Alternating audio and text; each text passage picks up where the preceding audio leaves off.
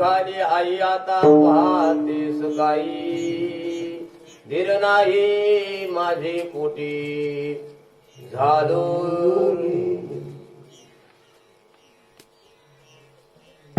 धाव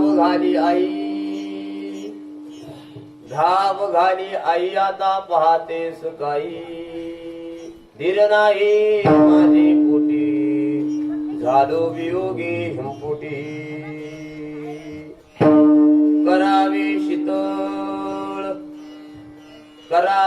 शीतळ बहु झाली हळहाळ धीर नाही माझे पोटी झालो वियोगी हिंपोटी तुका म्हणे पायी कधी ठेवी नाही डोई धीर नाही माझे पोटी झालो वियोगी हिंपोटी विठ्ठला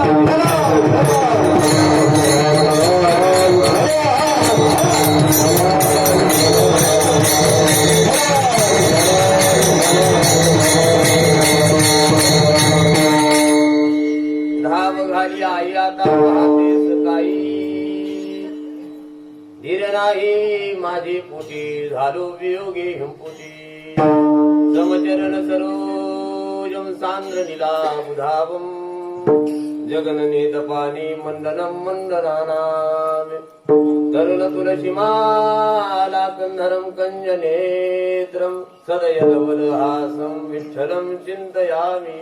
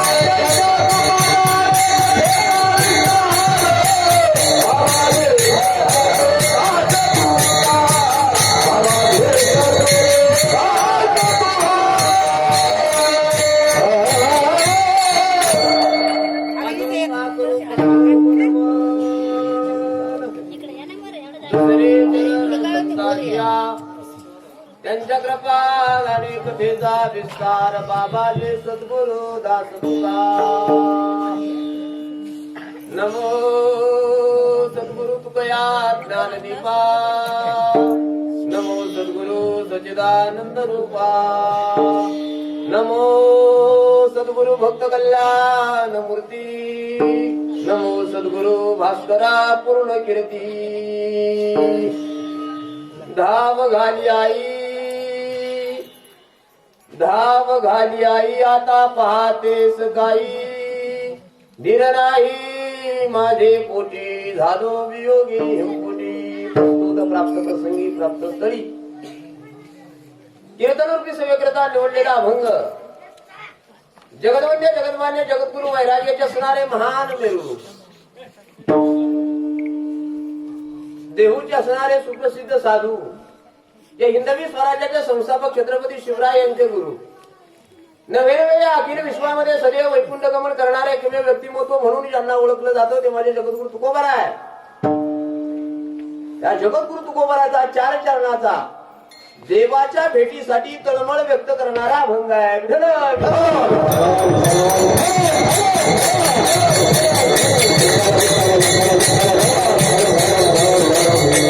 मायबापांनो अभंग जगद्गुरु तुकोबारायचा आहे. जगद्गुरु तुकोबाराय देवाच्या भेटीची तळमळ आत्मीयता या अभंगाच्या माध्यमातून व्यक्त करतायत. अभंगाचा सरळ भावार्थ ऐकून घ्या. म्हणजे जगद्गुरु तुकोबाराय म्हणतात, आई पांडुरंगाला उद्देशून मारलेली हाक आहे बरं. काय म्हणताय?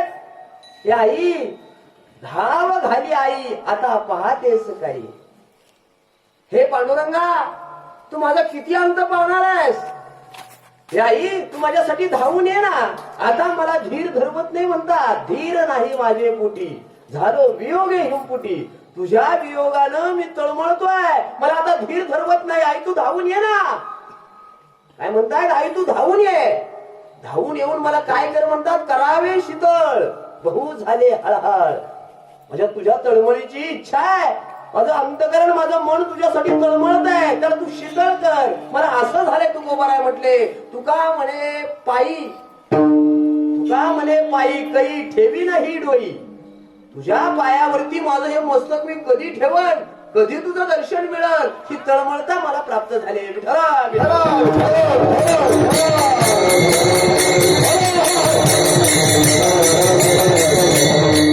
अभंगावर बोलण्यापूर्वी अल्पसा परिहार देणं गरजेचं आहे. तो परिहार म्हणजे असा. माझा बसलाय जरा घसा. तो नेहमीच बसलेला असतो. रोज 2 टाइम करायचा ना. त्यात पहिली सूचना राहणार आहे. बाबांनो आजच्या कार्यक्रमाचं आपलं हे युट्यूब चॅनलला जाणार आहे. व्हिडिओ शूटिंग चालू आहे की नाही? हा मग याचं भान सगळ्यांना ठेवायचं.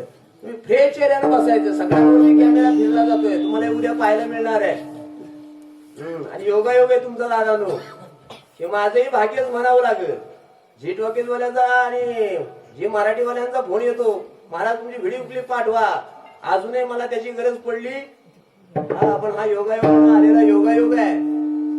तुमचे घोटवडीकर दादा उपस्थित आहे आणि त्यांच्या माध्यमातून हे व्हिडिओ शूटिंग चालू आहे. आपल्याला पुढे पोहोचवायचंय. हे भाग्य आहे बरं का. चला माय बाबांनो अभंग जगद्गुरु तुकोबारायचा मला प्रस्तावना मांडायची.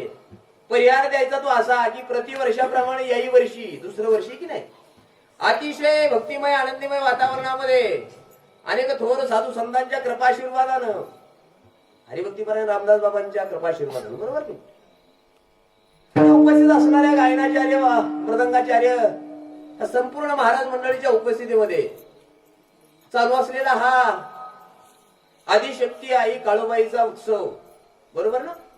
या माध्यमातून असणारा हा एकदिवसीय भंडाऱ्याचा कार्यक्रम, काळूबाईचा कार्यक्रम, यासाठी निवडलेला अभंग जगद्गुरु तुकोबारायचा. जगद्गुरु तुकोबाराय आईचं वर्णन करतात.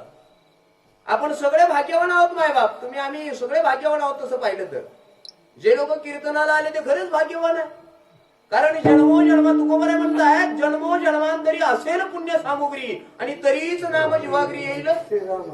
देवाचं नाम मुखाला यायचं ते भाग्यात असल्याशिवाय येत. ते भाग्यवान आहोत आपण मायबापानो. आपल्या जीवनातलं पहिलं भाग्य आहे की भगवान परमात्म्यानं आपल्याला हे अनमोल किमतीचं नर शरीर दिलं ना दादानो. जेने हा जीव दिला दान दिलं बरं, फुकट दिलं. पण दिलं नेमकं कशासाठी? देवे दिला देह आणि तुम्ही भजनासाठी इथं आलात म्हणून भाग्य आहे. एक सांगू अहो मायबापानो आपण ज्या देशात जन्माला आलो हा देश किती पवित्र आहे. भरत खंडे नरदेह प्राप्ती हे तो परम भाग्याची संपत्ती. तेथे विवेक परमार्थी त्याचे वशवर्ती मी परमात्मा. हा भरत खंड म्हणजे सामान्य नाही. इथं एकलव्यासारखा एकनिष्ठ, प्रल्हादासारखा देवनिष्ठ, बाजी प्रभू सारखा स्वामीनिष्ठ आणि शंभू राजासारखा धर्मनिष्ठ राजा या भरत खंडाच्या माती जन्माला आला. अरे ज्योतिबा फुले सारखा महात्मा, भगतसिंग राजगुरु सारखा हुतात्मा, पांडवांसारखा धर्मात्मा आणि दशीजी ऋषी सारखा पुण्यात्मा तोही या भरतखंडाच्या मातीतच उदयाला आला. बाबू घेणूसारखा देशभक्त, श्रावणासारखा मातृपितृभक्त, कल्याणासारखा गुरुभक्त आणि ध्रुव बाळासारखा देवभक्त तोही या महाराष्ट्राच्या माती जन्माला आला. नामाचं महत्व सांगणारे संत नामदेव, नामाच्या माध्यमातून महत्व सांगणारे नामदेव आहेत.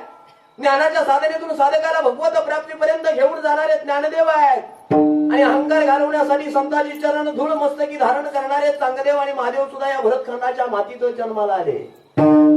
सामान्य नाही हा खंड राजा. ज्ञानेश्वरी सारखा ग्रंथ, चंद्रभागेसारखं तीर्थ, वारकऱ्यासारखा पंथ आणि पंढरीश पांडुरंग परमात्म्यासारखा भगवंत तोही या भरतखंडाच्या मातीत उदयाला आला. माझ्या जिजाबाई सारखं मातृत्व, अहिल्याबाई होळकरासारखं कर्तृत्व आणि झाशीच्या राणीसारखं नेतृत्व ते हे भरतखंडाच्या मातीत उदयाला आलं. अरे शिवरायांसारखा छत्रपती राजा, जनकासारखा विदेही राजा आणि हरिश्चंद्रासारखा सत्वशील राजा तोही या भरतखंडाच्या मातीत जन्माला आला आणि त्याच मातीत तुम्ही आम्ही जन्माला आलो. केवढं भाग्य आहे. अरे हा देशही पवित्र आहे, हे कुळही पवित्र आहे. कसं आहे? पवित्र ते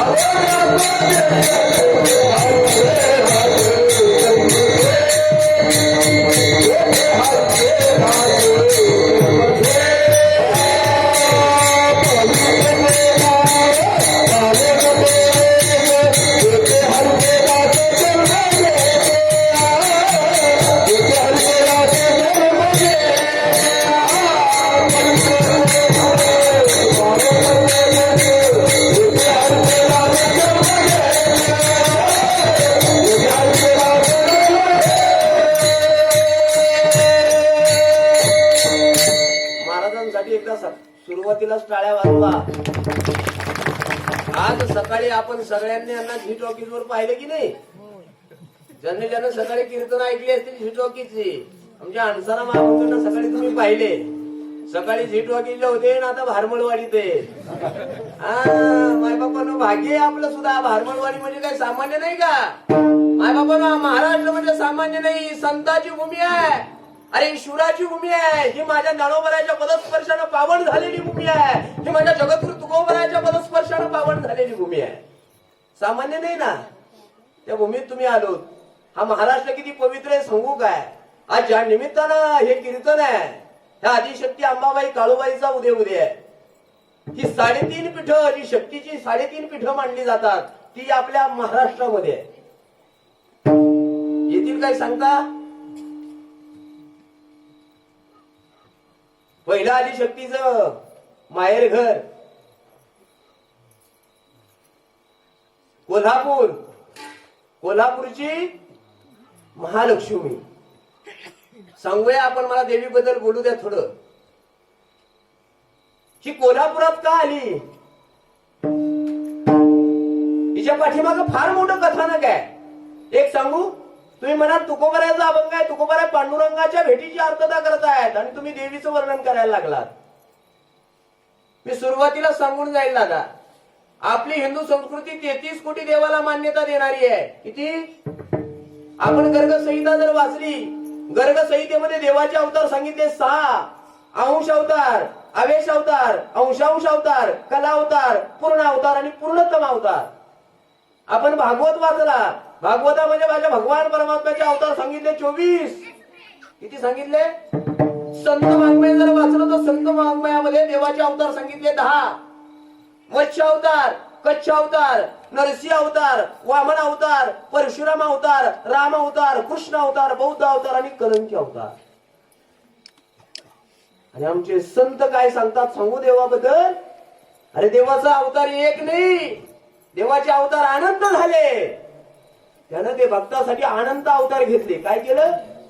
अनंत अवतार घेशी. अरे तो अवताराच्या राशीच प्रकट करतो मायबापानो.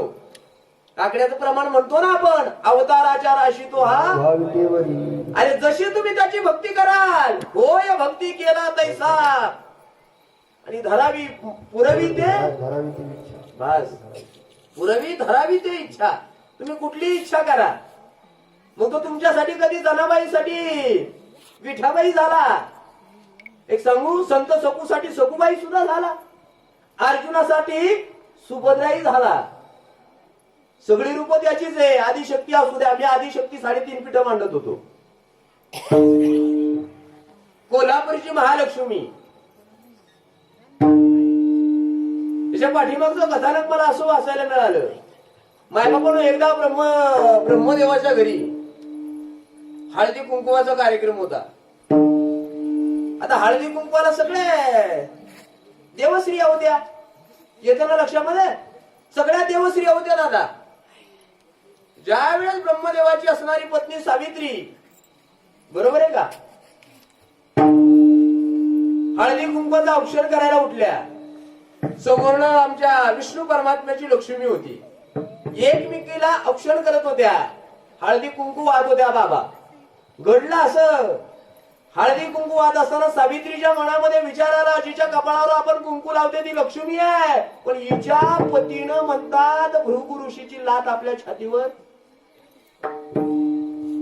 सावत बाबा काय म्हणे, अरे बोलली ती, म्हटली लक्ष्मी तुला काही वाटत नाही अगं, तुझ्या नवऱ्याला म्हणतात त्या भृगु ऋषीनं लात मारली.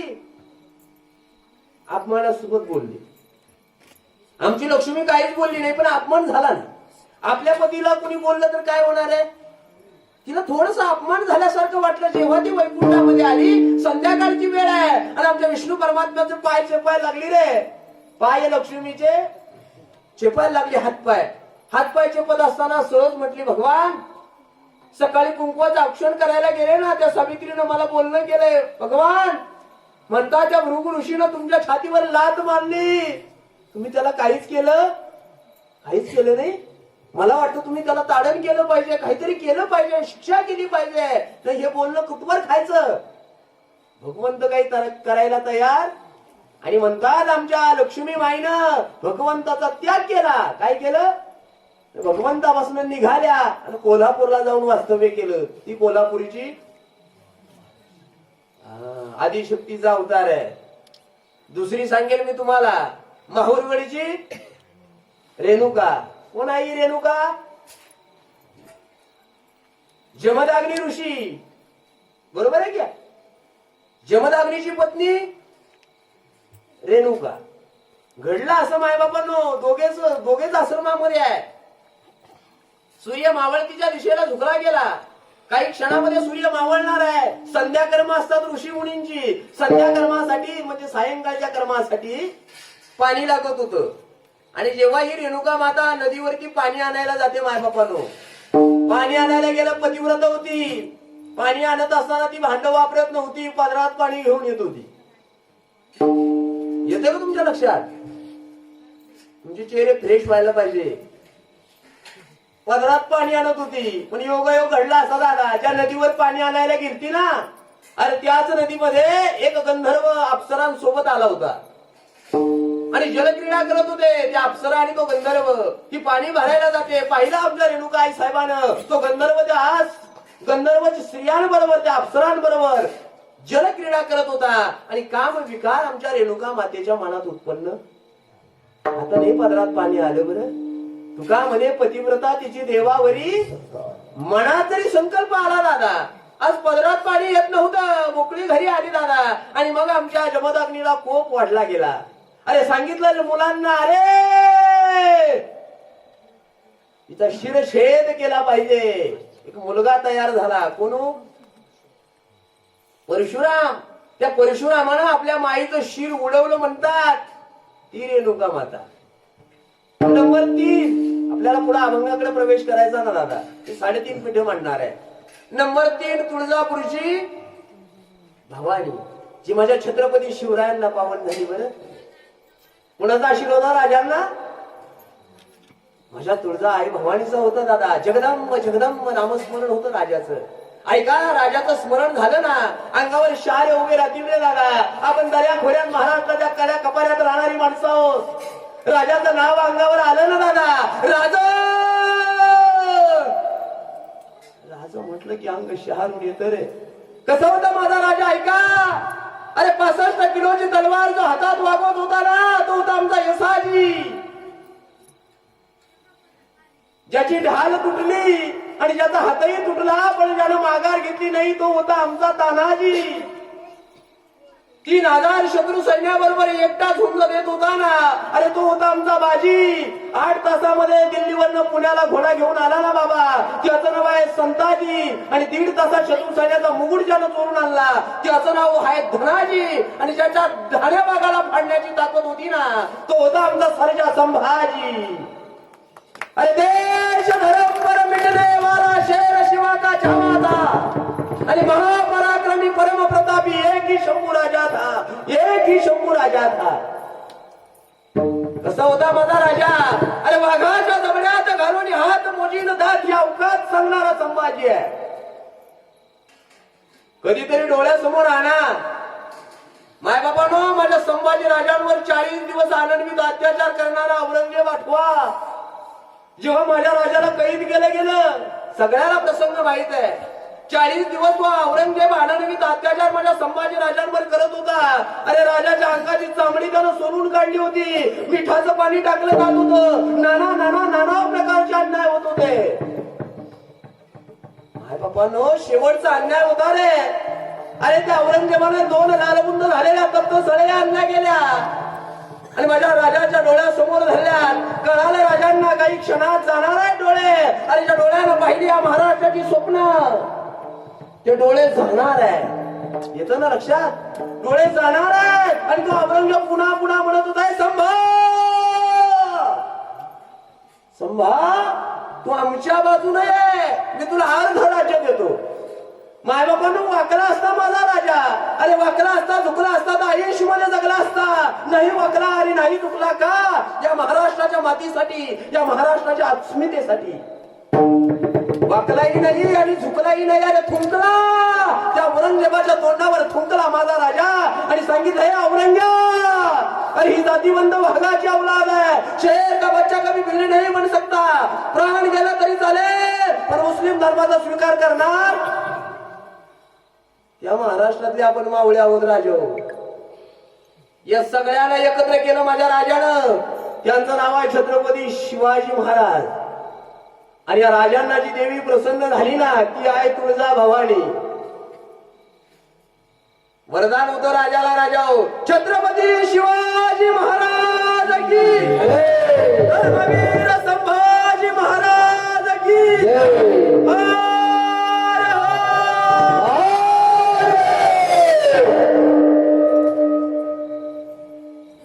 राजांना समाधान वाटेल की नाही?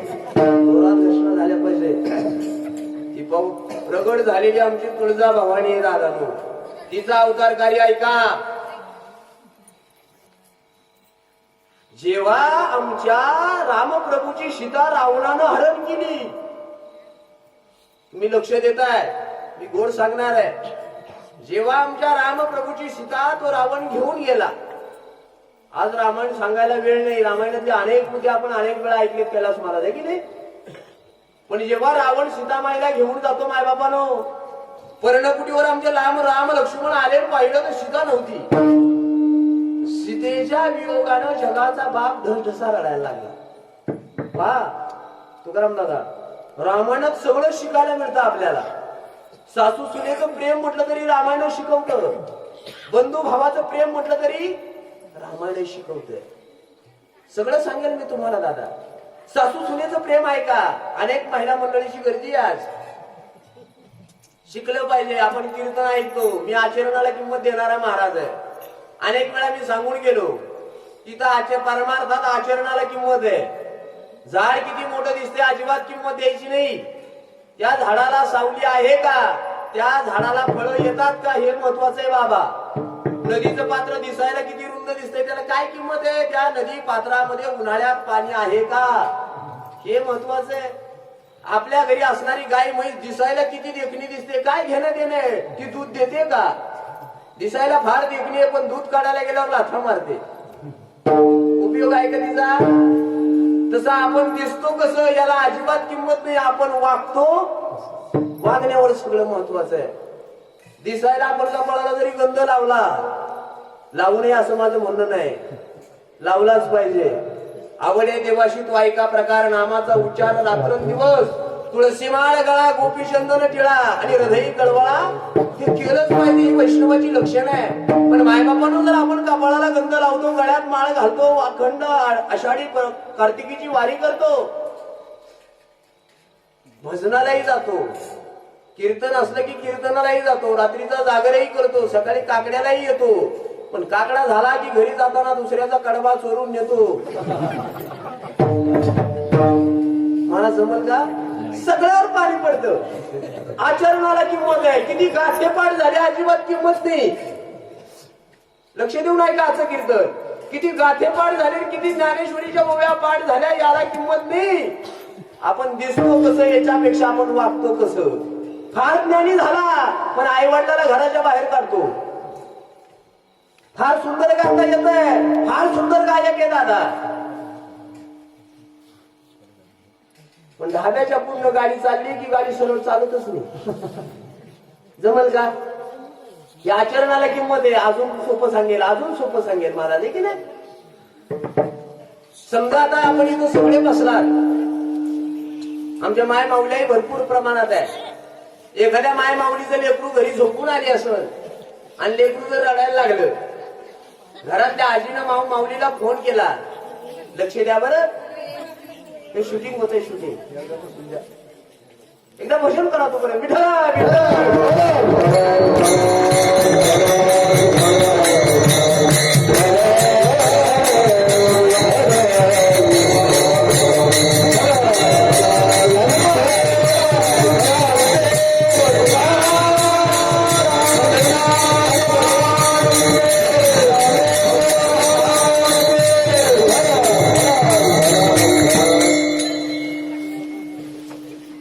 आचरणाची किंमत सांगत होतो. आता लक्ष द्या. माय बापांनो, एखादी माय माऊली जर आपल्या लेकराला आज घरी झोपून आली असं, लेकरू जाग झालं आणि घरून त्या माय माऊलीला जर आता फोन आला, ए ताई लेकरू उठले ग, लेकरू रडायला लागले, आणि ती ताई म्हणते फोनवर, आजी इथं मिंडे महाराजाचं कीर्तन चाललंय, कीर्तन झाल्याशिवाय मी येऊ शकत. जमल का? अहो कीर्तन कीर्तनाच्या जागेवर राहू द्या, लेकराला आधी घेतलं पाहिजे. अजून सोपं सांगू, आपण शेतकरी आहोत ना. यदा कदाचित एखाद्याच्या बैलाचा पाय दाव्यामध्ये गुंतला गेला आणि बैल गव्हाणीमध्ये गुंतलाय. आता तो सोपं आहे ना, बैल गव्हाणीमध्ये अडकला, बाबा यशनीत पाय गुंतला, तो अडकलाय. बरं फोन आला, दादा आपला बैल अडकलाय, त्याचा पाय यशनीत अडकलाय, तू आलं पाहिजे. तो माणूस म्हटला, नाही नाही इथं कीर्तन चाललंय, आधी मी कीर्तन ऐकतो मग जातो. जमल का? त्याचं इथे कर्तव्य आहे, कीर्तन राहू द्या, घरी गेलं पाहिजे, बैलाचा पाय काढला पाहिजे.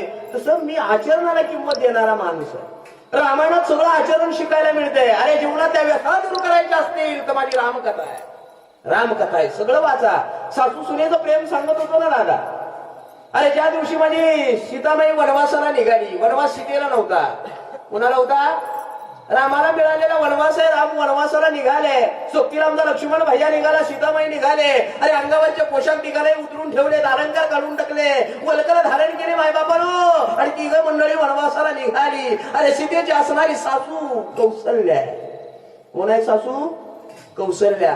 पहा सासू सुनेचं प्रेम रामायणात. कौशल्या आई साहेब धावत आल्या आणि आपल्याला सुनेला हात जोडले. बरं ऐका माझ्या सासूंनो, माझ्या आयांनो, तिनं आपल्या सुनेला हात जोडले, सांगितलं, सीते ए सीते, अगं तुझ्या पायाचे तळवे गुलाबाच्या फुलाप्रमाणे कोमल आहेत ग.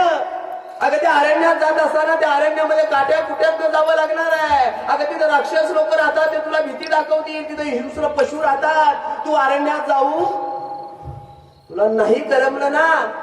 हे सीते तुला नाही करमलं तर तू तुझ्या बापाच्या घरी राजा जनकाकडे जाऊन राहाय, पण वनात जायचं. आजची सासू करेल विनंती, ती रामायण ऐकून येते, घरी काय म्हणते हे इथं नाही सांगायचं. बंधू भावाचं प्रेम ऐका, बाप मुलाचंही प्रेम ऐका. अरे रामाला 14 वर्षाचा वनवास मिळाला विनाकारण ना, पण रामाने एक शब्द, एक भ्रष्ट शब्दही वडिलांना विचारलं नाही, बाबा माझं काय चुकलं, विचारलं का? हे रामायणाशी आजचा मुलगा करेल का सण? बंधू भावाचं प्रेम आहे ऐका. जेव्हा माझा राम वनवासात गेला, भरत आजोळी होता, आजोळी भरताला कळायला गेला माझा दादा वनवासाला गेलाय. अरे भरत धावून आला दादा नो, तोपर्यंत राम वनवासाला निघून गेले होते. अरे अरण्यामध्ये दोघांची भेट होते रे. भरताना दादाला हात जोडले, दादा ए दादा माझी तुला हात जोडून विनंती आहे प्रभू, तू अयोध्येमध्ये आलं पाहिजे, मी त्या गादीचा स्वीकार करणार. माझ्या रामानं सांगितलं, भरता एक सांगू, अरे मी पित्याच्या आज्ञेचं पालन करायला आलो रे, मला सुद्धा 14 वर्षे येता येणार. अरे ढल ढसा भरत रडायला लागला. सांगितलं, रामा हे दादा तू जर त्या अयोध्येत येत नसल ना, मी रामही सुद्धा त्या अयोध्येत पाऊल ठेवणार. परत अयोध्येत आलाच नाही मायबापांनो, नाही आला. परत त्यांना अयोध्येच्या बाहेर नंदीग्रामावर झोपडं बांधलं, झोपडीत भरत राहू लागला. आजचा भाऊ मुंबईहून आला, कोरोना चालू झाला, तो मुंबईहून आला, पण गावातल्यानं घरात नाही घेतला. काय शिकतो आपण रामायण? सुभाष दादा, अहो मी एक कथा ऐकली, एका माणसाची व्यथा ऐकली. मी शेतकरीच आहे, तुमच्यातलाच आहे. म्हटला महाराज माझा सख्खा भाऊ मुंबईवरून आला आणि मुंबईवाला मला सांगू लागला. म्हटला महाराज 15 दिवस झाले मी आलोय, पण माझा सख्खा भाऊ सकाळी दूध घेऊन येतो. काय म्हटला? सकाळी दूध घेऊन येतो, मला चहाला दूध घेऊन येतो, पण तो माझ्या अंगाला शिवर वरून वतितो. हे सत्य आहे, अनुभव आहे. अनुभव आले अंगाचे या जगात, आम्ही तेच मांडत असतो. शिकलं पाहिजे. काय वागतो आपण? रामायण वाचतो, पण काय शिकतोय? मला रामायणातला मुद्दा सांगायचा आहे. मला माय माऊली आंबाबाईचं सांगायचं, तुळजाभवानी सांगायचे ना. चला पुढे जाऊ, विषयांतर होईल. मायबापानो, माझ्या रामप्रभूची सीतामाई रावण घेऊन गेला. आता सीता का नेली? ती आई म्हणून नेली. फार मोठी कारणे अनेक वेळा तुम्ही ऐकतायत. आपल्याला तो विषयांतर नाही करायचं. पण जेव्हा रावण सीतामाईला घेऊन गेला आणि राम लक्ष्मण तेव्हा सीतामाईला शोधतायत, रडत होता रे. जगाचा बाप होता दादा, रडत होता. पती पत्नीचं प्रेम सुद्धा रामायण शिकवतं. आपली बायको हरवली म्हणून नवरा रडतो, हे रामायण शिकवतं. पतीनं पत्नीवर कसं प्रेम करावं शिकवतो ना रामायण. जगाचा बाप होता दादा, काय कमी होतं? कर्तुम अन्यथा कर्तुम शक्ती असणारा भगवान होता, पण माझी आदिशक्ती हरवली. अरे ढळ ढसा रडत होता राम, आणि झाडा दगडांना आलिंगन देऊन विचारत होता, हे वृक्षांनो माझी सीता पाहिली का? रडत होते. बरं, हे दृश्य आमच्या आदिमाई शक्ती पार्वती आई साहेबांना पाहिले. कुठे होती पार्वती? शंकर पार्वतीचं विमान चाललंय माय बापांनो त्या धिंडीक मनामधनं. वरतून पाहिलं पार्वतीनं, इकडे माझ्या भगवान शंकराचं नामस्मरण चालू आहे, भजन चालू आहे. काय भजन करत होते भगवान शंकर? रामनामाचं भजन करत होते. भजन करी महादेव आणि राम पूजी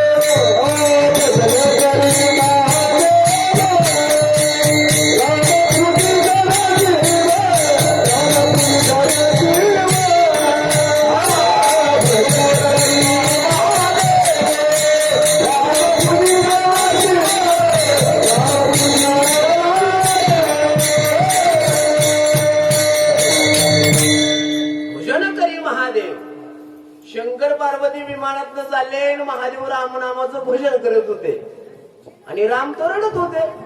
कुणी पाहिलं? हे आदिशक्ती पार्वती आई साहेबांना पाहिलं. म्हटले भगवान भोलेनाथांना म्हणतायत, भोलेनाथ तुम्ही ज्याचं भजन करताय तो बायकोसाठी रडतोय.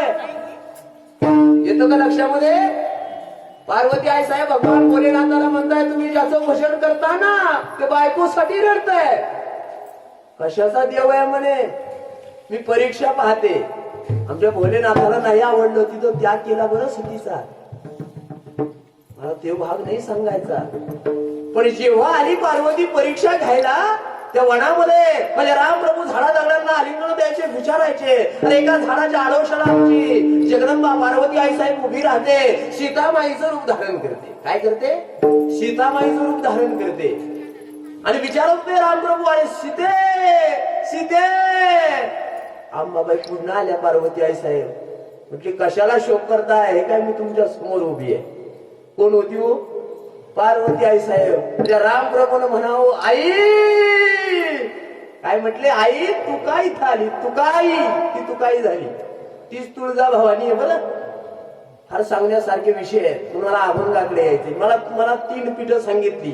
अजून एक अर्ध 3.5 पीठातलं अर्ध पीठ आहे का, वणीची सप्तशृंगी. त्या 3.5 पीठातल्या आदिशक्तीचे अवतार आहेत. तीच काळूबाई, तीच दुर्गा, तीच एकविरा, सगळं तेच आहे राजा.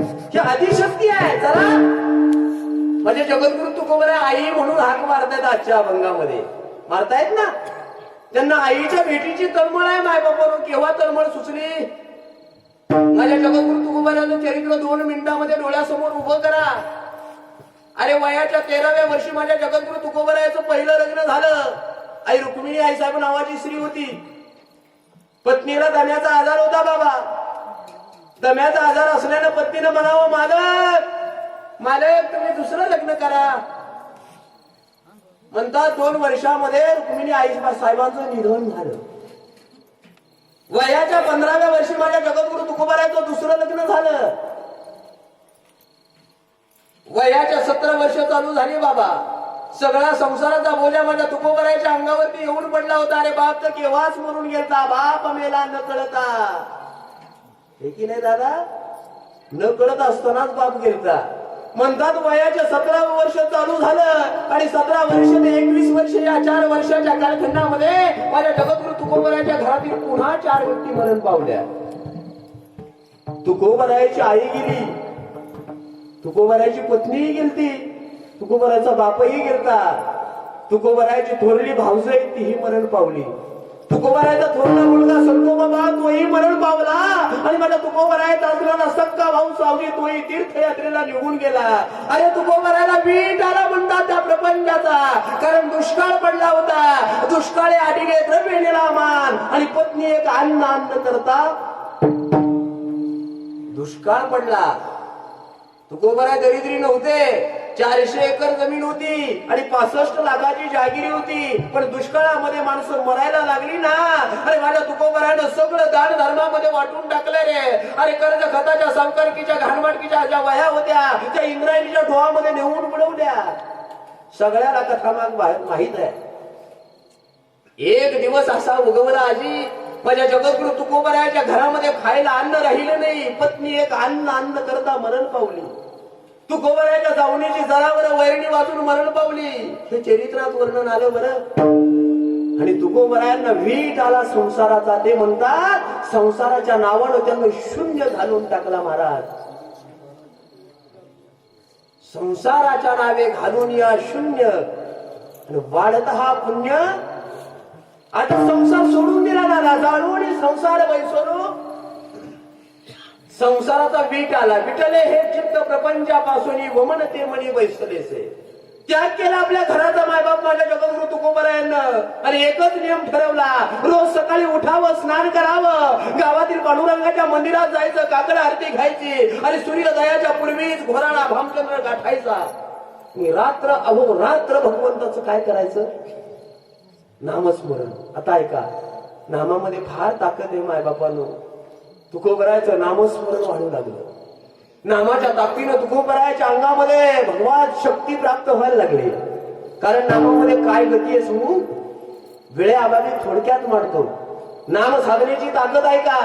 तुकोबारायचा नामजप चालू झाला मायबाप. ज्या दिवशी आपल्याकडनं कुठल्याही देवतेचा नामजपाला सुरुवात करा आणि ज्या दिवशी तुमच्या मुखातनं 1 कोटी नामस्मरणाचा जप होईल ना दादा, तुम्हाला संपूर्ण आरोग्य प्राप्ती होते. अजिंक्य महाराज, ज्या दिवशी 2 कोटी नामस्मरणाची प्राप्ती होईल, संपत्ती प्राप्त होते. नंबर 3 कोटी नामस्मरण घडलं, तुमची यशकीर्ती वाढली जाते. 4 कोटी नामस्मरण घडलं, हे लोकांनी सगळी सुखी आपल्या दारात चालून येतात. 5 कोटी नामस्मरण घडलं, ज्ञानाची प्राप्ती होते. 6 कोटी नामस्मरण घडलं, या शरीरातले असणारे षडविकार जळून जातात. 7 कोटी नामस्मरण घडलं, घर सुरळीत चालतं. म्हणजे अनुकूल पती आणि पत्नी सुरळीत चालतं. आता फार मोठे मतभेद आहेत, घरामध्ये तंटे वादविवाद चालू आहेत. नामस्मरण करा. 7 कोटी नामस्मरण घडलं, घर सुरळीत चालतं. 8 कोटी नामस्मरण करा, अपमृत्यू टळला जातो जीवनातला. म्हणतात ना, का लल्लाटीचे न मोडेगा येईल मोडता, पण त्याच्या मागे नाम साधन आहे. मायबापांना आम्ही रोज सांगतो दशगिरीत, आपल्याला सकाळी इथंच दशगिरी आहे तुमच्या वाडीवर. एक सांगू का, या महिन्याचं एक विशेषत्व आहे. 1 तारखेला आपल्या जिकडली दशगिरी होती पहा, जयवंता मेदगे पोस्टमन दादा भाऊ तुमचा, बरोबर. त्या दिवसापासून सुरुवात आहे. या महिन्यामध्ये 26 दशकिर्या झाल्या. किती? 26 दशकिर्या मी स्वतः केल्या. आणि अजूनही उद्या आहे, परवाही पाईटला आहे, तेरवाही कुड्याला आहे, पुन्हाही वांद्र्याला आहे, ठरलेला आहे. एकही दिवस दशक्रियेचा खाली टाळायचं असेल ना, मला काय सांगायचंय, नामाची कोटी मांडतो मी दादा. 8 कोटी नामस्मरण करा, अपमृत्यू टळला जातो. अरे जगा काळ खाय तुकोबाराय म्हणजे आम्ही माथा दिला काळ गुलाम सलाम करी तुक या घरी. नामस्मरणाची ताकद. 9 कोटी नामस्मरण करा, देवाचा साक्षात्कार होतो. ज्या देवतेचं तुम्ही स्मरण कराल. 10 कोटी नामस्मरण करा, संचित कर्माचा नाश होतो. 11 कोटी नामस्मरण करा, क्रियामान कर्माचा नाश होतो. 12 कोटी नामस्मरण करा, प्रारब्ध कर्म टळली जातील. 13 कोटी नामस्मरण करा, ज्या देवाचं नामस्मरण कराल तो देवता भेट देते. आणि 13 कोटीच्या पुढे नामस्मरण गेलं, देव आपल्या मागण पुढे उभा राहून आपला काय करतो, पुढे उभा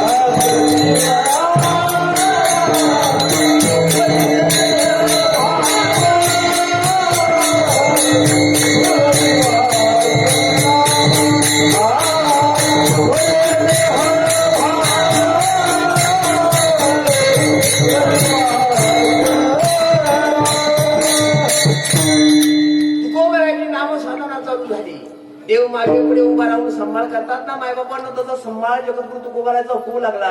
अरे तुकोबारायचं एवढं नामस्मरण झालं मायबाप.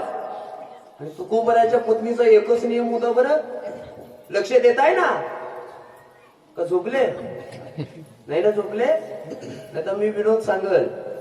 पण विनोदाने काय होतं माहितीये का, विनोदानं क्षणभर तुम्ही हसाल, पण हे जर देवाचं गुणगान कानावर पडलं ना दादा,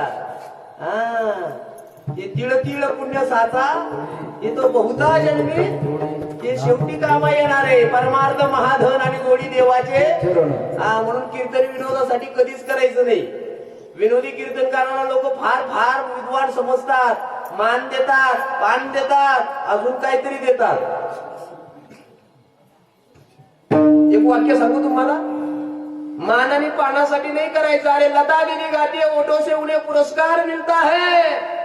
अरे लता दीदी गाती है ओठों से उन्हें पुरस्कार मिलता है, लेकिन मीरा गाती है हृदय से उन्हें परमात्मा मिलता है. परमात्म्याला मिळवायचं राजा. अरे कौन म्हणतो देव मिळत नाही. अरे कौन कहता है देव आते नहीं. कौन कहता है देव आते नहीं. देव आते हैं, लेकिन द्रौपदी की तरह आप बुलाते नहीं. अरे कौन कहता है देव खाते नहीं. कौन कहता है देव खाते नहीं. देव खाते ही है, लेकिन भिल्लीनी की तरह आप खिलाते. भिल्लीनी सारखा आपण भरवत नाही दादा. आपला भाव कमी पडला, देव भावाचा. अरे चरित्रात असं वर्णन केलं, जिजाबाई तुकोबारायांना शिव्या घालत होती गाव. तिनं जर शिव्या घातल्या असत्या तर तुकोबराच्या आधी तिला देव मिळाला असता काय? कधीच नाही मायबापानो. जगद्गुरु तुकोबराने पहाटे उठावं, स्नान करावं, भंडारा भामचंद्र घोराला गाठावा. अरे माझ्या जिजाबाईने 3 वाजता उठावं, स्नान करावं, तुळशी वृंदावनाला पाणी घालावं, स्वयंपाक तयार करावा आणि माझ्या तुकोबराची न्याहारी घेऊन निघावं. ऐका, कोण सांगेल मायबापानो? न्याहारी घेऊन जावं. अरे जात असताना तुकोबराय कधी सांगून जात नव्हते. अरे माझी जिजाबाई जायची रे. अरे एक दिवस तिथं भंडारा चढली, नाही भेटले, घोराड्यावर गेली, नाही भेटले आणि दुपारचे 4 वाजले. 4 वाजले बरं आजी, 4 वाजले आणि माझी जिजाबाई भामचंद्र डोंगरावर आल्या. तुकोबराय एका झाडाच्या बुंद्याशी बसलेले आहेत, एक दगडावर बसलेले आहेत. हातामध्ये दगडाचे टाळ आहेत, मुखात नामस्मरण आहे. अरे दगडाचे टाळ, कोण त्याचा नाद आणि गीती गाता छंद ताल. तुकोबराची अमृतवाणी होती बरं. जर देवाच्या कानावर पडली ना तुकोबाची अमृतवाणी, देवाजीच्या पडता कानी, दगडाच्या टाळामधून गायिले अभंग आणि नाथा घरी नाचे माझा. काय नाद होता दादा. आपल्याला आता सगळं आहे पण अजून नाद निघत नाही आपला. त्यांच्याकडे दगडाचे टाळ होते पण फार नाद होता. ते जर भजन करायला लागले ना मायबाप माझे जगद्गुरु तुकोबराय, अरे ते म्हणतात वृक्षवल्य आम्हा सोयरे वनचरे आणि पक्षी सुस्वरे, पक्षानं स्वर धरावा तुकोबरायच्या पाठीमागे. ते तुकोबराय. दादा दुपारचे 4 वाजले आणि माझी जिजाबाई आली, भजन चालू होतं, आवाज दिला धनी. तुकोबराय नालगड डोळे उघडून पाहिलं तर आवली होती. कोण होतं? आपली पत्नी होती दादा. तुकोबरायकडे तिनं पाहिलं आणि डोळ्यात खळखळ रडायला लागली जिजाबाई. रडताना तुकोबरायनं पाहिलं, अरे का रडते? आवले आवले आवले का रडते? आवलीनं म्हणावं धनी 4 वाजलेत अजून तुम्ही जेवला? काय प्रेम होतं एक सांगू मायबापांनो. माझ्या तुकोबरायानं जेवण केल्याशिवाय माझी आवली कधीही पाण्याचा घोट सुद्धा घेत ती आवली दादा. म्हणून देव भेटला बरं. आवलीनं म्हणावं धनी धनी उद्यापासून एक करा ना. रोज सकाळी उठता, कुठला ना कुठला डोंगर गाठता. मी 3 डोंगर उतरून आले. उद्या जाताना एकच करा, मला सांगून जा मी कुठं जाणार आहे, मला सोपं होईल. तुकोबाने सांगावं आवले त्यात काय सांगायचं ग. तू जेव्हा स्वयंपाक घेऊन निघशील ना, अगं माझी भाकरी घेऊन निघशील ना, देहू गावाच्या वेशीवर आलं की 3 रस्ते फुटले जातात ग. अरे एक रस्ता भंडाऱ्यावर जातोय, दुसरा घोराड्यावर जातोय, तिसरा भामचंद्रावर जातोय. आवले त्या वेशीत आली, ज्या वाटेनं तुला यावंसं वाटेल ना त्या वाटेची मुठभर माती तू उचलायची, आपल्या कपाळाला कानाला लावायची. अगं ज्या मातीत विठ्ठल नामाचा जय घोष येईल ना त्याच वाटेनं माझा तुकोबा गेला समजायचं. अरे माझ्या तुकोबरायच्या पदस्पर्शानं पावन झालेली माती विठ्ठल म्हणते, माझ्या जनाबाईच्या गोवऱ्या विठ्ठल म्हणता आणि माझ्या तुकोबरायची हाडं विठ्ठल म्हणताय. काय साधना आहे एक सांगू. ही साधना पूर्ण झाली. नामस्मरणाची ताकद माझ्या तुकोबरायांकडे आली. जिजाबाईची भक्ती टोकाला गेली आणि एके दिवशी पांडुरंग परमात्म्यानं ठरवलं माझ्या जिजाबाईची परीक्षा घेऊया. ऐका बरं, जिजाबाई तुकोबरायांना न्याहारी घेऊन चालले, भाकरी घेऊन चालले. दिवस उगून वरती आलेला आहे, रखरखत ऊन आहे. जिजाबाई भंडारा डोंगर चढत होती. देवाने एका गुरु राख्याचं रूप धारण केलं. काय केलं? राखी बनवून माझा देव आला, विठूचं रूप धारण केलं. अंगावरती घुंगरे टाकले, हातामध्ये काठी आहे, जनावरांचं राखण करतोय. आणि इतक्यात आमची जिजाबाई डोंगर चढत होती रे दादा. अरे अचानक माझ्या जिजाबाईच्या पायामध्ये काटा टोचला. आई ग आई व्यातना झाल्या आणि माझी जिजाबाई खाली बसल्या. धावत आला हा बुराकी. कोण होता? हा धावत आला. ताई ताई मी काढू काय काटा? काय म्हटला? हे ताई मी काढू काय काटा? ताई म्हटली लहान दिसतो, बाळ तुझं नाव काय रे? म्हटलं माझं नाव मला विठू म्हणतात. बाळ तुला येईल काटा काढता? विठू म्हटला ताई मी भाल्याचे काटे काढले. काय केलं देवानं? चांगल्याच काढलं ताई, तुझं काय काढायचं? देव खाली बसला. मायबापांनो काटा काढायची पद्धत आहे का? आपल्याही जरी पायात काटा भरला आणि संध्याकाळी आपण काढायला गेलो ना, दुसरा काढत असला ना आपला भाऊ बहीण आई, आपला पाय त्याच्या हातात द्यावा लागतो. काय करावा लागतो? आता जिजाबाईनं पाय कसा दिला असेल? त्या विठू दादाच्या हातामध्ये पाय दिला बरं त्या लेकराच्या. त्या विठू दादानं माझ्या जिजाबाईचा पाय आपल्या मांडीवर घेतला दादा. अरे माझ्या जिजाबाईच्या पायामध्ये चप्पल नव्हती रे, धुळीनं माखलेला पाय आहे आणि धुळीनं भरलेल्या पायामध्ये काटा त्याला दिसतो का आजी? चप्पल नव्हती ना मिळाली, धुळीनं भरलेला पाय होता. माझा विठू काय करायचा माहितीये? भरलेला पाय असेल तर आपण काय करतो? जिभेची थुंकी घेतो ना दादा. हा विठू जिभेची थुंकी घ्यायचा आणि जिजाबाईच्या पायाला लावायचा. अरे एकदा नाही, दोनदा नाही, तीनदा लावत होता. सांगू का कारण काय होतं? अरे माझ्या जिजाबाईच्या पायाची पाय धूळ माझा पांडुरंग परमात्मा चाटत होता. काय अधिकार आहे हो? हा अधिकार टोकाला गेला. म्हणजे तुकोबरायची भक्ती टोकाला गेली. अरे तुकोबरायचं नामस्मरण घडलं, तुकोबरायच्या मुखात बाहेर पडलेले शब्द आणि अक्षर अभंग तयार झाले. अभंग ते कधी भंग पावत? पण जेव्हा तुकोबरायनं अभंग लिहिले, त्या देहूतल्या एका कुटाळ खोराला ते खपलं. मला वेळ कमी राहिला हो. काय त्याचं नाव? नाही ना दादा, मंबाजीनं काठीनं मारलं जनावराकडं. पण अभंग सहन नाही झाले तो होता शास्त्री, रामेश्वर शास्त्री. शास्त्री पदवी कुणाला द्यावी, पंडित कुणाला म्हणावं, सगळं माहिती आहे, पण वेळ कमी आहे ना. त्या शास्त्रीला सहन झालं नाही. अरे कोण तुकोबा? वेदाची अक्षर उमटतात म्हणतात आणि अभंगवाणी लिहायला सुरुवात केली. त्याला सहन झालं नाही. एका सेवकाला बोलून घेतलं, सांगितलं अरे तो तुकोबा अभंग घेतोय, त्याला म्हणावं उद्या सकाळी मंदिराच्या समोर सगळे अभंग घेऊन यावं. निरोप कळाला गेला.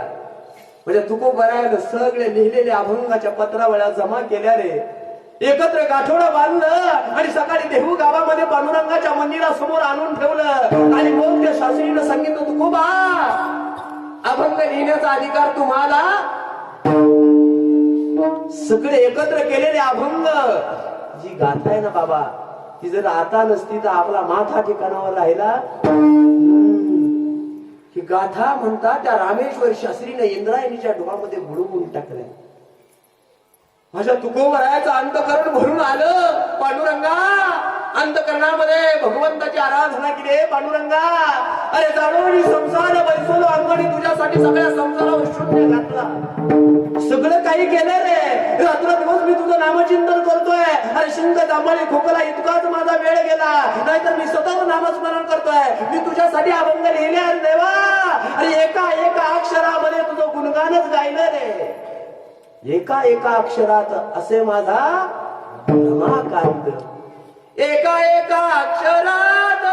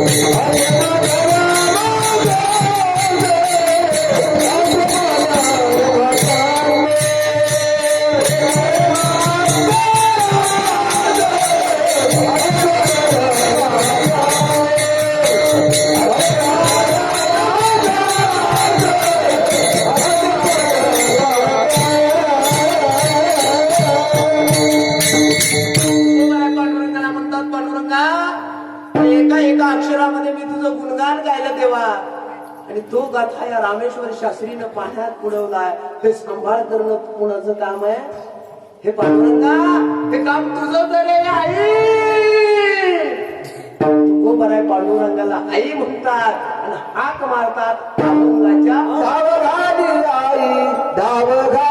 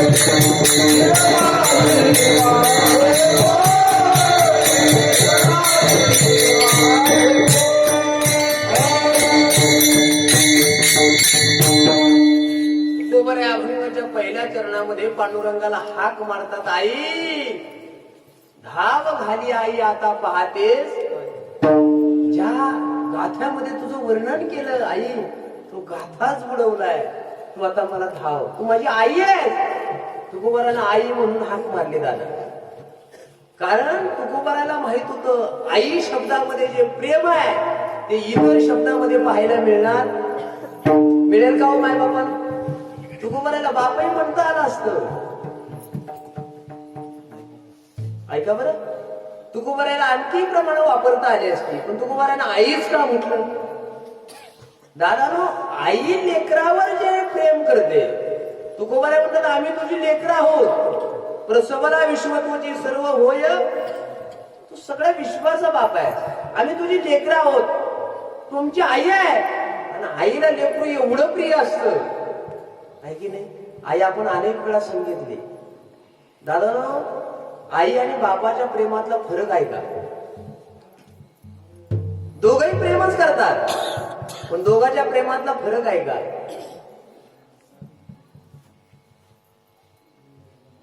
वेळ फार पुढे जाणार आहे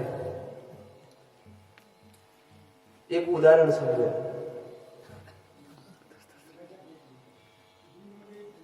आई आणि वडिलाचं प्रेम पहा आई प्रेम करते वडीलही प्रेम करतात पण दोघांच्या प्रेमातला अंतर आहे का जर एखादी माझी माय माऊली प्रसूतीचा प्रसंग आहे डिलिव्हरीचा प्रसंग आहे जेव्हा ती दवाखान्यामध्ये ऍडमिट होते ऍडमिट झाल्यानंतर सावध बाबा डॉक्टर लोकांचे उपाय चालू होतात त्यांचे प्रयत्न चालू होतात पण जेव्हा प्रयत्न करूनही त्यांना जर यश येत नसेल शेवटी ते डॉक्टर साहेब बाहेर येतात 2 तासानं तिच्या मालकाला जवळ बोलून घेतात आणि सांगतात दादा प्रसंग फार कठीण आहे रे आता काय झालंय माझे प्रयत्न असफल होत आहेत अरे 2 तास झाले माझे प्रयत्न चालू आहे पण काही चालत नाही मला असं वाटतं आता या 2 जीवातला एकच जीव वाचणार आहे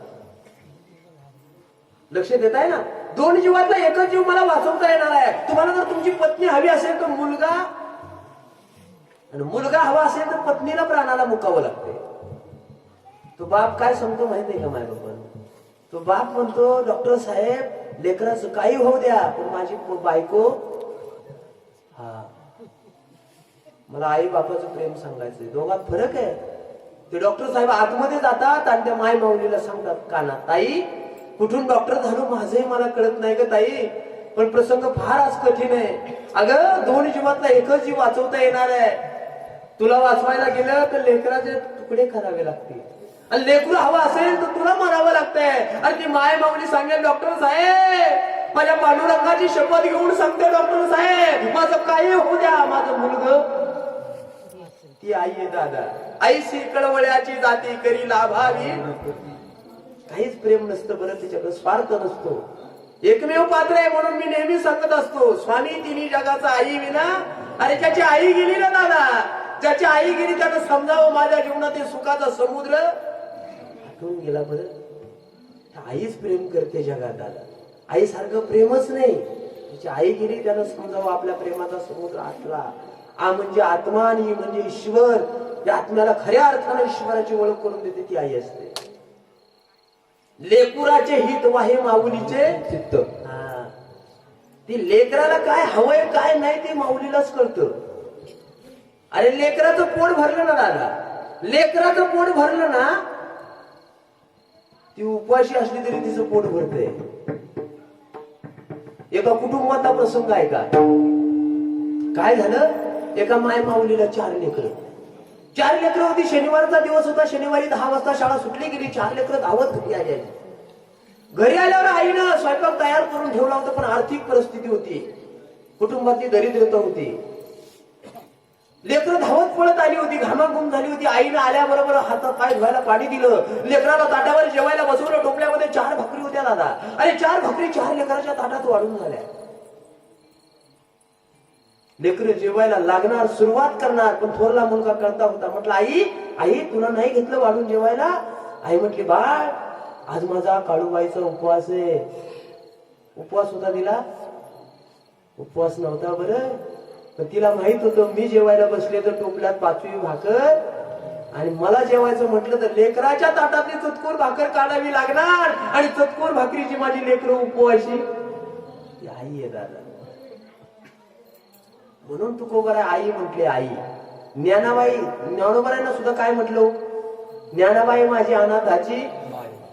हा का म्हटलं माई, अरे जेव्हा माझ्या ज्ञानदादाचे आई वडील जातात, 2 मिनिटात आपण सांगूया, जेव्हा माझ्या माऊलीचे आई वडील विठ्ठलपंत आई रुक्मिणी साहेब देहांत प्रायचित्ताला निघतायत. अरे विठ्ठलपंताला झोपडीचा उंबरठा ओलांडला, पण त्या रुक्मिणी आई साहेबांना पाऊल नव्हता निघत दादा. अरे ज्या माईनं 9 महिने 9 दिवस उतरात वागवलं होतं रे, अरे जिला प्रसूतीच्या यातना सर केल्या होत्या, जिनं रक्ताचं दूध करून पाजलं होतं, जिनं नेत्राचा दिवा करून जागरण केलं, अरे जिनं हाताचा पाळणा करून लहानाचं मोठं केलं ना दादा, तिला पाऊल निघत नव्हता. माझ्या विठ्ठलपंतानं पाऊल काढला बाहेर. म्हणावं रुक्मिणी आपल्याला उशीर होतोय. लेकरं झोपलेली होती आणि रुक्मिणी आई साहेब सांगत होत्या हो त्यांना झोपेत ठेवून मला यावंसं वाटत, पण नाविलाज झाला. आपल्या लेकराला समाजाला सांभाळून घ्यावं, आपल्या लेकराच्या मुंजी व्हावे, आपल्या लेकराची लग्न व्हावी, आपल्याला उत्तराचे यज्ञोपवीत संस्कार व्हावेत ना, आपली लेकरं सुखी व्हावी यासाठी देहांत प्रायचित्त घेणारी आईच आहे. आई सामान्य नाही. नाविलाज झाला, नाही झोपेत ठेवून जाणार आहे. मनात आलं निवृत्ती दादाला जाग करावं. निवृत्ती हा निवृत्तीवर होता. निवृत्तीला आवाज दिला, दादा आम्ही चाललो. आई कुठं चाललेस? अरे देहांत प्रायचित्त. निवृत्ती तो निवृत्तच झालेला होता दादा. माया म्हणून नाही ना, समजलं त्याला काय करावं. आई वडील निघून गेले, पण सकाळ झाल्यावर आता लेकराला भावंडांना काय सांगायचंय. अरे सकाळी निवृत्ती दादा जागा झाला, ज्ञानदादा जागा झाला. अरे 4 वर्षाची असणारी माझी मुक्ताई जागी झाली. आणि विचारते ज्ञानदादाला, ज्ञाना ते ज्ञाना आई कुठं रे? माऊलीनं म्हणावं, मुक्ते आपली आई गेली, तेव्हा घरी गेली. बाबा तेव्हा घरी गेली. कधी मिळणार आहे हे ज्ञानदादा? अरे आता मला आनंदीमध्ये कोण घेऊन जाईल? मला कोण इंद्रायणीच्या स्नानाला घेऊन जाईल? अरे कोणाच्या बोटाला धरून मी चालणार आहे? कोणाला मी आई म्हणणार आहे? दादा 5 दिवस माझी मुक्ताई जेवत नव्हती. फार गंभीर प्रसंग आहे. मला एकच सांगायचं आहे, मला आता आई मिळेल. माझ्या माऊलीनं सांगितलं, मुक्ते मी तुझ्यासाठीच नाही, मी जगाची आई होणार आहे. म्हणून माऊलीला आई म्हणतात. जगाची आई झाली माझी माऊली. तर आईचे प्रेम असतं ना, आईला अर्ध हाक कळाली जाते. म्हणून माझे तुकोबरा पांडुरंगाला हाक मारतात, आई तू धावत आहे कशासाठी? जी अक्षर लिहिली, जो तुझा गाथा लिहिला गेला, जे तुझं वर्णन लिहिलं गेलं, ते सगळं पाण्यात बुडवले. आता मला धीर धरवत नाही अभंगाच्या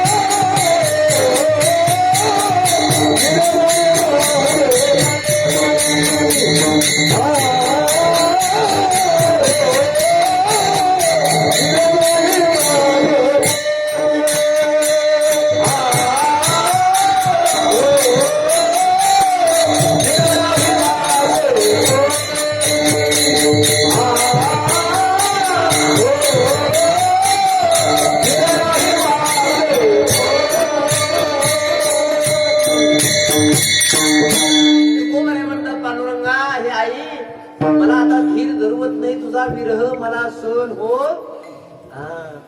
विरह एक सांगू दादा ना, विरह केव्हा होतो? एखादी व्यक्ती आपल्याला मिळाली, लक्ष देत आहे ना, एखादी व्यक्ती आपल्याला मिळाली आणि पुन्हा ती आपल्यापासून दूर गेली तेव्हा विरह. याचा अर्थ असा आहे, तुकोबराला देव मिळाला पण आता विरह आहे. विरह गोपींचा विरह ऐका ना. आज काही काल्याचं कीर्तन नाही, पण मुद्दा असा आहे माय बापाने, जेव्हा भगवान कृष्ण परमात्मा गोकुळामध्ये वाढत होता, त्या गोपळ गवळणीनं तुमच्या भगवंतावर एवढं प्रेम करावं एवढं, पण जेव्हा तुमच्या भगवान परमात्मा गोवळणींना सोडून मथुरेमध्ये जातो तेव्हा तो विरह त्यांना सहन होत. विरहाचं दुःख फार अवघड असतं. तुकोबाराय म्हणते, देवा मला सुद्धा आता धीर धरवत नाही रे, तुझा विरह सहनच होत नाही. काय झालं सांगू? मी तप्त झालो या विरहानं. कसा? तुकोबाराय चरित्रातला एक मुद्दा सांगून प्रमाण देऊ. तुकोबारायच्या 14 टाळकऱ्यातला एक संताची जगणारी टाळकरी आहे. त्याच तोला मोलाचा एक शोभा कासार्थ टाळकरी आहे, कैलास मामा. शिवबा कासार सगळ्याला माहित आहे. शिवबा कासारांचं गाव लोहगाव आणि तुकोबारायचा आजोळ सुद्धा लोहगाव मध्ये म्हणजे जगद्गुरु तुकोबारायचे अनेक कीर्तन व्हायचे. त्या कीर्तनाला जेव्हा शिवबा कासार यायचे आणि शिवबा कासारांना माझ्या तुकोबारायांमध्ये प्रीती जडली, वैराग्य निर्माण झालं म्हणतात आणि शिवबा कासाराची मैत्री तुकोबारायांबरोबर झाली. तुकोबारायचं कीर्तन कुठेही असू द्या, जसं आज आमचं इथं कीर्तन आहे, पण अनेक परिसरात मुलं लेकरं आली, आमचे मित्र आले, आडगावचे संजू केडी गोपाळे 2-3 माणसं घेऊन आले. आमचे जे आपले शूटिंग करतायत घोटवडीचे दादा आहेत, संजूभाऊ सुतार दादा असतील, ही सगळी प्रेमास्तव झाली ना मंडळी. आंसाराम महाराजांना सकाळीच फोन केला, महाराज ऐकले की भारमळवाडीला कीर्तन आहे. हे सगळं प्रेमासाठी येतात, सगळं प्रेम असतं प्रत्येकाचं. तर जगद्गुरु तुकोबारायांना शिवबा कासारांचं प्रेम जोडलं गेलं. कुठेही कीर्तन असू द्या, त्याला यावं, एवढा छंद लागला, एवढा छंद लागला म्हणतात, एवढं प्रेम जोडलं गेलं. रोजचा धंदा तुकोबाराचे कीर्तनाला जायचं. आणि शिवबा कासाराची पत्नी वैतागली, म्हटली तू तुका येडा झालाय.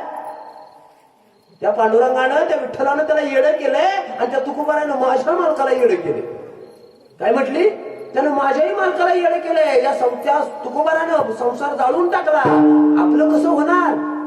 माझंही मालक रोज जाते म्हणे, काय करावं. एके दिवशी माझ्या जगद्गुरु तुकोबारायचं कीर्तन हो गावलाय.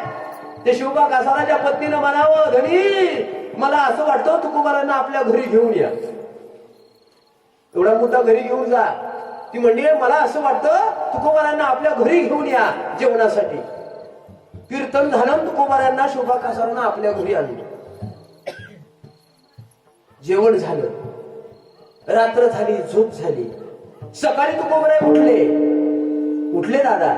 उठल्यावर स्नान करायचंय. स्नानासाठी मोरीत तुकोबाराय गेले. स्नानाला पाणी उतरवलं होतं.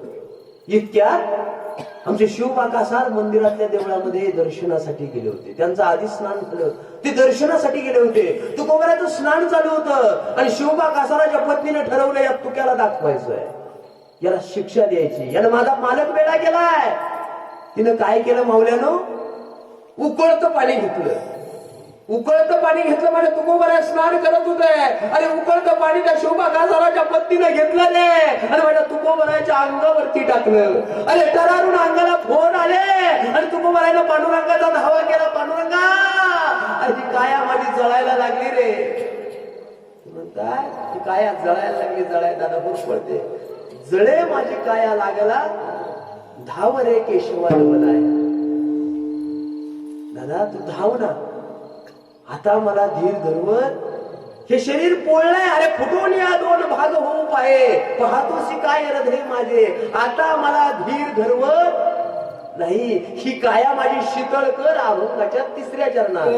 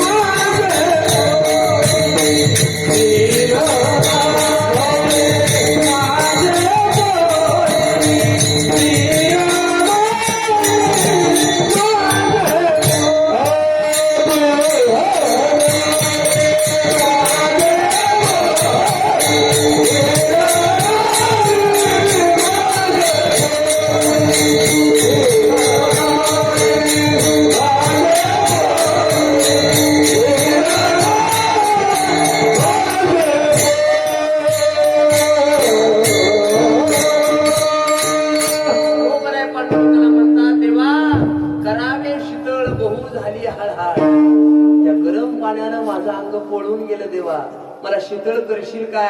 अरे माझ्या पांडुरंग परमात्म्यानं आईसारखं धावत यावं. तुको करायला काहीच झालं नाही बरं. पांडुरंगाच्या अंगावरती फोड आले म्हणतात.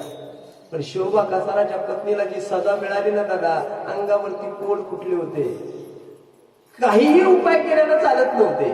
शेवटी म्हणतात माझ्या तुकोबराच्या आंघोळीचं पाणी मोरीतनं बाहेर आलं आणि जो चिखल झाला ना बाहेर, तो चिखल तुझ्या पत्नीच्या अंगाला लावला गेला. करावे शीतळ बहु झाली हळाळ. अनेक प्रसंग मला सांगता येतील. आपली वेळ पुढे जाते, पण मायबापांना मला एक सांगायचंय.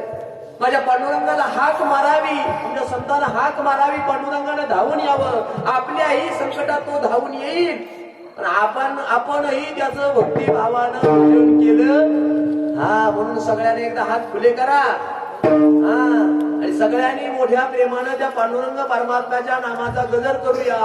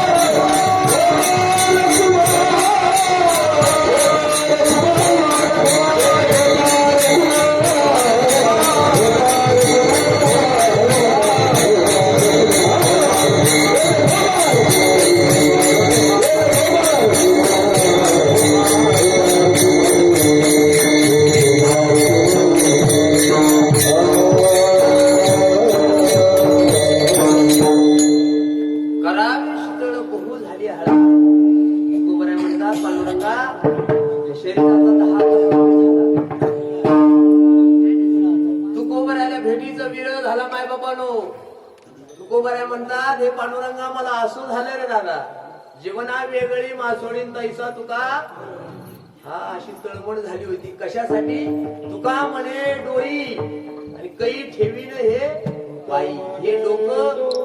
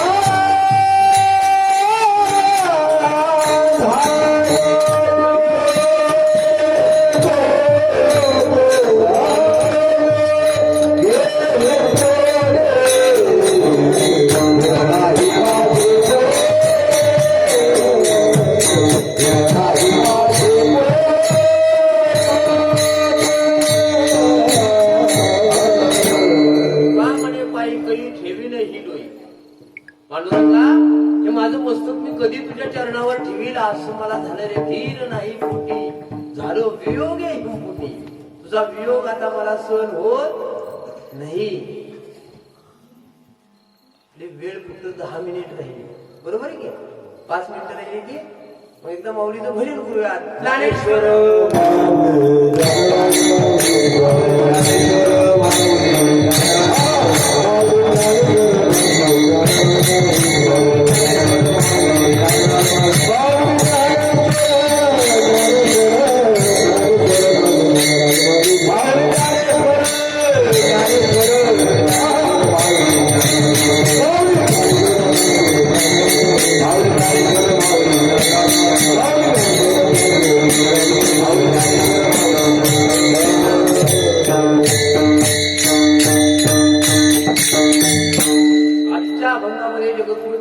पांडुरंगाला आई म्हणून हाक मारतात. आपण सगळ्यानं आईच्या भावनेनं पांडुरंगाला तळमळ देणं त्याची जरी इच्छा केली तर तो सुद्धा आपल्याला सुद्धा पावेल. एक सांगू, किती उत्कट इच्छा आपल्या अंतकरणामध्ये असावी देव भेटीची. एकदा नाथबाबाकडे एक महंत गेला, साधक गेला. म्हटले नाथबाबा मला देवाची प्राप्ती करायची. नाथबाबा म्हटले होईल ना. आपल्याकडे मुक्कामाला ठेवून घेतला. सकाळी चंद्रभागीच्या स्नानावर नाथबाबा गेले. सोबतीनं त्याला घेऊन गेले. तुला देव पाहायचा ना, तुला देव मिळवायचा ना रे. चंद्रभागीमध्ये स्नान केलं पाहिजे. गेले स्नानाला. स्नान करत असताना नाथबाबांना सांगितलं, अरे स्नान असं नाही करायचं, मी सांगतो तसं कर. बुडी मारायची, बुडून राहायचं, पुन्हा वरती यायचं, पुन्हा बुडी मारायची, पुन्हा वरती यायचं. हा बुड्या मारत होता. नाथबाबा जवळ गेले, मुंडकच पाण्यात दाबून धरलं. किती वेळ, किती मिनिट? 1 नाही, 2 नाही, 3 नाही, 4 नाही, 10 मिनिट. जवळ का? 10 मिनिट नाही बरं. 1 सेकंद, 2 सेकंद, 3 सेकंद, अर्धा मिनिट आणि 1 मिनिट दाबून धरलं. 1 मिनिट दाबून धरल्यावर जीव गुदमरला. तो भस्कन वरती आला. नाथबाबा रागवला. नाथबाबा तुम्ही मला देव मिळवून देणार आहे का मारताय? म्हटला बाबा तुला काय वाटलं रे? मी तुला पाण्यात बुडवल्यावर तुला काय वाटलं? तो म्हटला केव्हा वरती ना असं झाले, मरतो की? मग तुला देव भेटायचा ना बाबा, तुला देव भेटायचा ना. पाण्यात बुडल्यावर तुला जसं वाटलं केव्हा बाहेर येतो, तशी तळमळ अंतकरणात होते केव्हा देव भेटतो. काय शबरीला देव भेटायचा आहे, पण तळमळ कशी होती दादा? आज येईल उद्या येईल माहिती होतं काय? अरे राम जन्मायच्या अगोदर पासून वाट पाहत होते.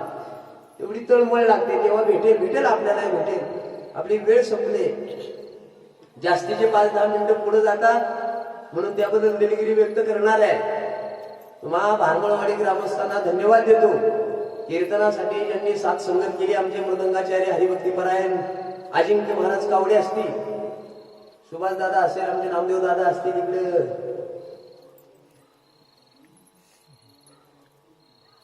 संजू दादा, काय नाव आहे तुकाराम दादा. नाव म्हटलं की माझे विसरतात. आपल्या सगळ्याला माहिती माझा परिचय.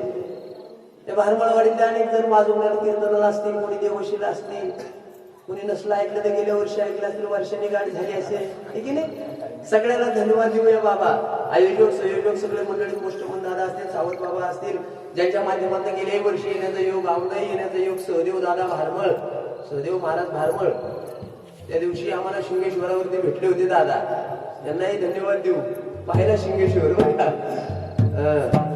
ज्यांना गायनाची साथ संगत केली, आमचे हरिभक्तीपरायण अन्साराम महाराज अभंग असतील, विनेकरी बाबापासून आमच्या सोबत आलेले कैलास महाराज बच्चे असतील, आणि आमचे क्लासमेट एकाच वर्गात शिवलो, एकच पताका हातात धरली, ते मुंबई सारख्या क्षेत्रामध्ये असतात आणि आम्ही मावळ पट्ट्यात असतो, एवढाच फरक आहे. भरत महाराज बच्चे असतील, आपल्या भागाचं भूषण, आपल्या पट्ट्यात कुठेही सप्ताह असू द्या, कुठेही कीर्तन असू द्या, आमच्या कडूस परिसरापर्यंत आमचे तुकाराम दादा मेदगी असतात, आमचे कडूचे कैलास बाबा दादा मुसळे, हे आपले पुजारी शिंगेश्वराचे पुजारी, कधी मंदिरात पाहिले बाबा वा, त्यांनाही धन्यवाद देऊ. आणि राहिलेले भारती दादा, आणि आता जी मंडळी राहिली नाही तरुण मंडळी दादा, हे उद्याचे कीर्तनकार, यांच्यासाठी एकदा टाळ्या वाजवा. गुरुवर्य रामदास बाबा मेदगे यांचे आणि ही माती सामान्य नाही माय बाबांनी चिखलगाव असेल वाजवणं असेल आणि मारुती बाबाच्या पादस्पर्शानं म्हणजे वाजवणे बाबाच्या पदस्पर्शानं पावन झालेली ही माती सोन्याची झाली आणि या मातीतच रत्न घडली जातात हे उद्याचे कीर्तनकार आहेत त्या सगळ्यांना आपण एकदा धन्यवाद देऊया यथामती गावकर अभंगावर बोलण्याचा प्रयत्न केला आमची आडगावची मंडळी असतील ज्यांना आपलं आजचं सगळं शूटिंग केले आणि शूटिंग केल्यामुळं कीर्तन दाबाज झाले बरं का तुम्हाला माहिती आपलं कीर्तन कसं असतं त्याचा इशारा पुढे या हे अवघड असते सकाळी आपण झेटोकेला सागर महाराजांचं कीर्तन पाहिलं की नाही उद्या पहा बरं काय होतं मंडळी त्याला नियम आणि अटी असल्यामुळे दाबत होत नाही मोकळं नाही कीर्तन होत ते का सकाळी आपण ऐकलं सगळ्यांना मोकळं नाही होत ते कीर्तन आणि ते नसले ते कसं रस्त्याने एखादा घोडा चालावा हवेला त्याचे कानाशी बांधले जातात फक्त पुढंच चालायचं असं झालं बांधून ठेवल्यासारखं थोडं झालं तुम्हाला मी धन्यवाद देईन यथामती अवकाश अभंगार बोलण्याच्या ओघामध्ये एखादा अपशब्द गेला असेल कोणाच्या अंतकरणाला जाऊन पोचला असेल कोणाचं अंतकरण दुखावलं असेल माझा मला परत करा माय बापांना म्हणजे चांगलं आहे ते घरी घेऊन जा जतन करा चिंतन करा मनन करा आमचा भगवान परमात्मा आपली काळूबाई आपली अंबाबाई आपली असणारी ही देवी आपलं कल्याण करी नंबर 2 जीवनामध्ये दान धर्म करा नंबर 3 आपण या देशात राहतो दादा आपण सगळे सांस्कृतिक कार्यक्रम असू द्या धार्मिक कार्यक्रम असू द्या आनंदामध्ये राबवतोय त्याचं एकमेव कारण आहे अरे आपल्या देशाच्या सीमेवरचा जवान आपला रात्रंदिवस डोळ्यात तेल घालून आपलं रक्षण करतोय अरे आपला शेतकरी दादा अहोरात्र शेतामध्ये काबाड कष्ट करतोय आपल्या घामात थेंब त्या काळ्या आईच्या मातीत गाळतोय आणि त्या घामाच्या थेंबातनं मोती पिकवतोय आणि त्या मोत्यावर तुम्ही आम्ही जगतोय त्या शेतकरी दादाला कधी विसरायचं नंबर 4 जीवन जगत असताना ज्या आई वडिलांच्या पोटी आपण जन्माला आलो ज्या आईने आपल्याला 9 महिने 9 दिवस उतरात वागवलं ज्या आईने आपल्यासाठी प्रसूतीच्या यातना सहन केल्या